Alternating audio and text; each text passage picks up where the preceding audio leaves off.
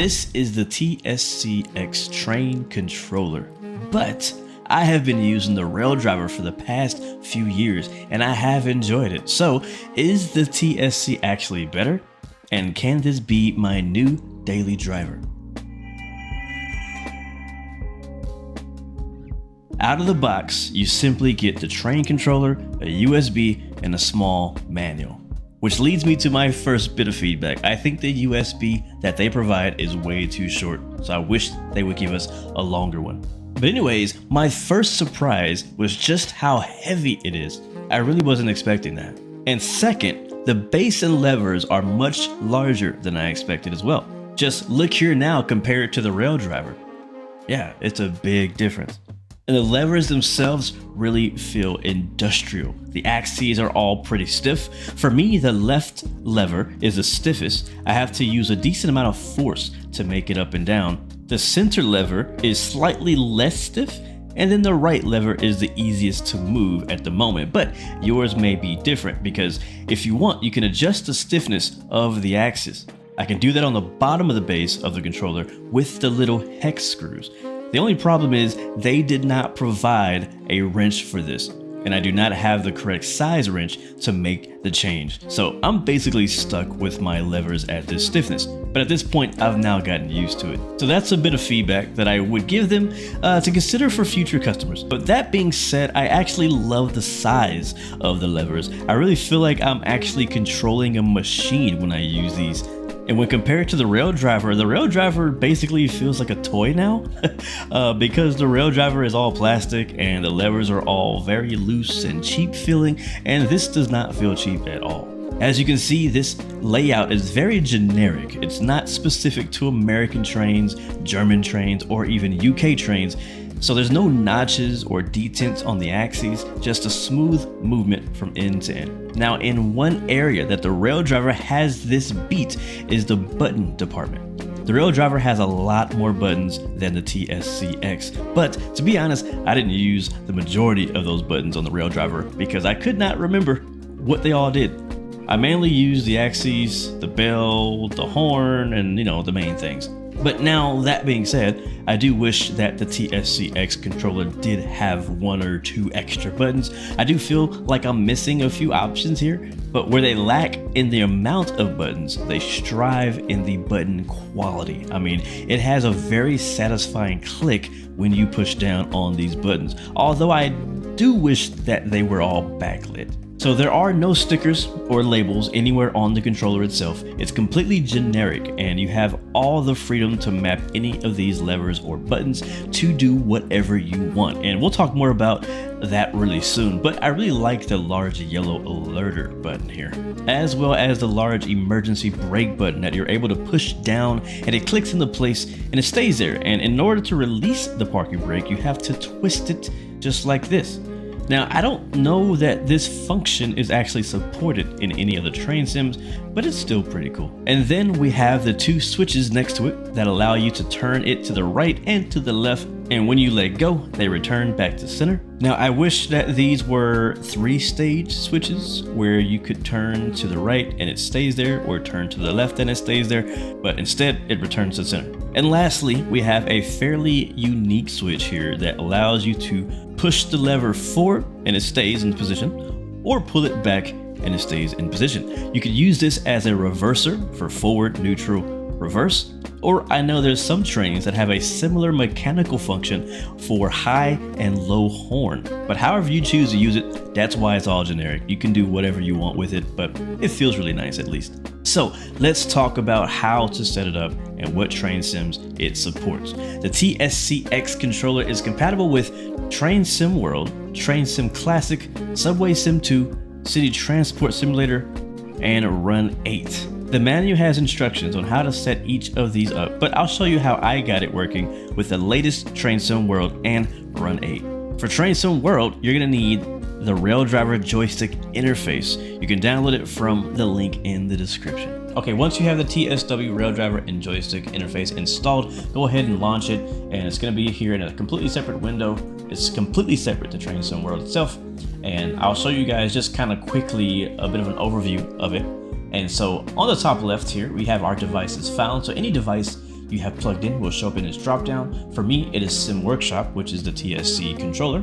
And then under that, we have enabled assets. So in my case, I want my throttle here to be used as both my throttle and my brake, right? Like a combined throttle brake handle. So I have this selected to throttle and brake. If you want it to be throttle and dynamic, you can do that here. You can also set it to throttle full range. So maybe you only want this whole range to be used from 0 to 100 as your throttle, depending on the train you're using. Now you can create different profiles, which I'll show you here in just a second. So right now we're using throttle and brake. And then on the right side, we have our actual mappings. Yours will most likely be blank, but we'll go over here and just right click anywhere in the box. And this will pop up another window where it shows you all of your possible axes. Now here I have throttle and brake, and I have joystick axis. And all I need to do is right click on that, hit assign controller axis.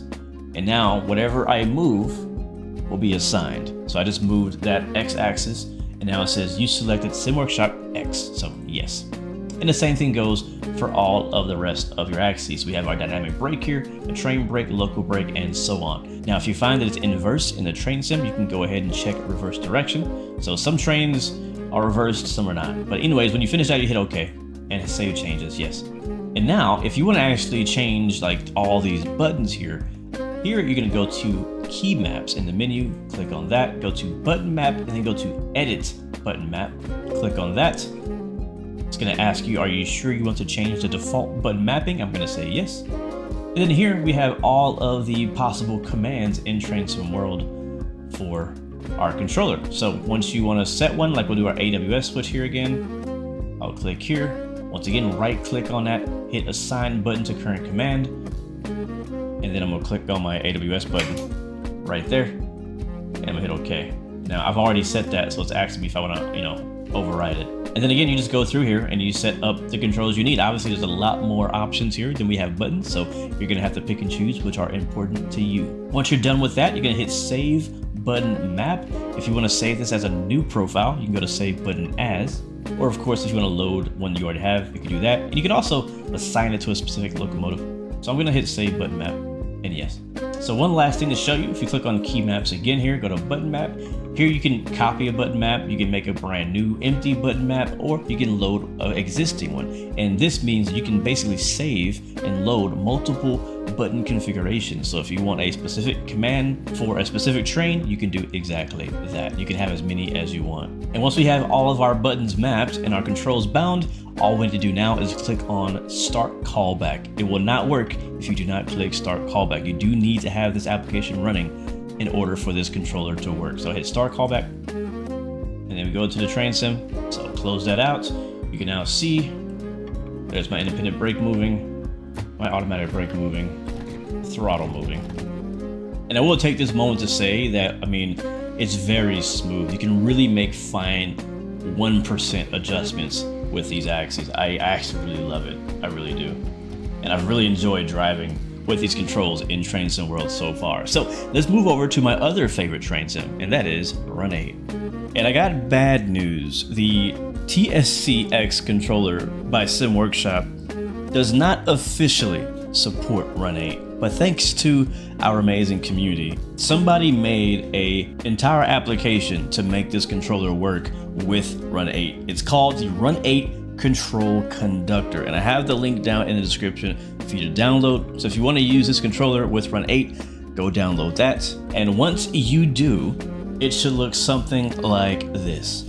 Now, first things first, in order for this to work with Run 8, and it's the most important thing I'm going to tell you about Run 8, and that is, you see here where it says Simulator IP and it says Simulator Port. You need to make sure that these numbers match what are in Run 8 itself. So if I go into Run 8 and I go to the top menu and then I go to Controls and then go to Custom USB Device, you'll see here it says UDP port and it says 18888. Well, that needs to match what is inside of the application. If that doesn't match, this will not work. So assuming you've done that, we'll move forward. Down in the next part, it says input devices. So here, you want to make sure that your controller is plugged in, and you should see Sim Workshop here at the top. Go ahead and click that. You need to select that. And then we have options for reverser mode. So you have an axis, So if you want to use one of the axes as reverser mode, you'll select that option. If you want a two-way switch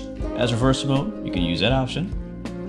Or if you want a three-way switch, you can use that option. I recommend, trying each of them to see which one works best for you. Next, we have throttle mode. Now for me, I like to use split.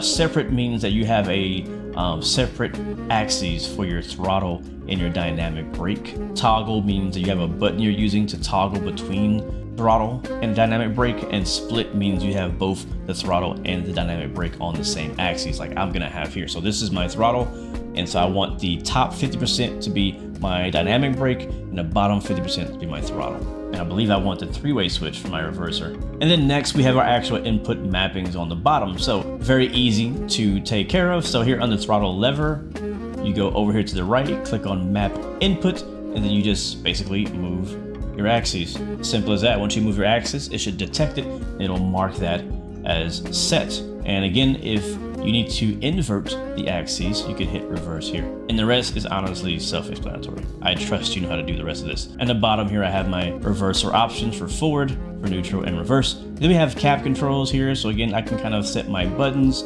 how I want. I've already mapped all this, so I'm not gonna change it. So I have a distance counter, an alerter, a bell, a horn. We have wipers we can map here, the radios, miscellaneous. There's a lot of options in here. It's really nice. But once you finish mapping it how you like, you want to go down here to the bottom and hit save mappings. Just like Train Sim World, you can make multiple mapping profiles if you want to support different, train configurations, and you can load them the same way. And now once you're done with all that, all you need to do is hit start on the bottom left. And you can already hear the train reacting to our controls. Again, you do have to have this application open while running Run 8. I have not had any issues myself with it. But now we're in Run 8, and I have this button here for my handbrake to turn off the handbrake. Here's my independent brake. We can look here on the left. There it is. So independent brake full. Where's my auto brake? We can release that. So here I have my reverser, so I can push it forward to go forward. Center is neutral, and back is reverse. And then we have, once I put that into forward, I can show you the throttle. So if I pull throttle backwards, so it's actually, if I go backwards, it goes into dynamic right now. There it is. So now it's in dynamic brake. And then go to the center. Takes a few seconds to switch from dynamic to throttle. But once I do, now the top half of my range is the throttle. So yeah, it's set up pretty nicely. And it does work. And for my final thoughts, the fact that this works with Run 8 was a big deal for me, because it is one of my main train sims that I spend most of my time on. I was already debating on if this would replace my Raildriver. I really love how it feels in Train Sim World, and I've tested many different types of trains, and I'm pretty happy with it. Because, like I said before, due to the heavier, sturdy construction, it feels more like what I would expect a real train to feel like, give or take. Disclaimer, I have never driven a real train. I'm just saying this feels legit. Although this is much more expensive than the Raildriver, I wish the price tag was at least $100 cheaper. The truth is, you get what you pay for. Now for me, the answer is yes. Yes, this will be replacing the Raildriver, and for now on, this will be my new daily driver. But you're gonna have to decide now for yourself if you think, based on what I've told you, based on what you've seen, if this is worth the price. So let me know what you think. And until next time, thanks for watching. And remember, you have 3 choices: give up, give in, or give it all you got. Peace, love, and God bless you. I'll see you guys next time, next video. I'm out.